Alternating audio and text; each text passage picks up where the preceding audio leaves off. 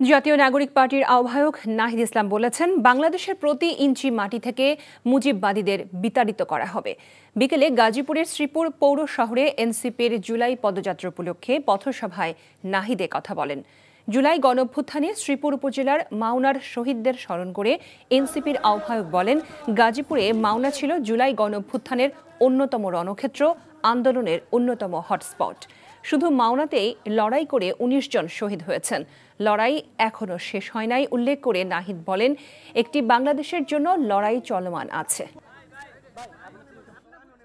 আমরা শুনেছি আজকে গাজীপুরে মাথাচাড়া দেওয়ার চেষ্টা করেছে মুজিববাদী সন্ত্রাসীরা। আমরা হুঁশিয়ার দিতে চাই, বাংলাদেশে যতদিন গণঅভ্যুত্থানের শক্তি জীবিত আছে, রাজপথে গণঅভ্যুত্থানের শক্তি সক্রিয় আছে, আওয়ামী লীগ এবং মুজিববাদী শক্তিরা কোথাও দাঁড়াতে পারবে না। গাজীপুর থেকেই প্রতিরোধের ডাক তৈরি হবে।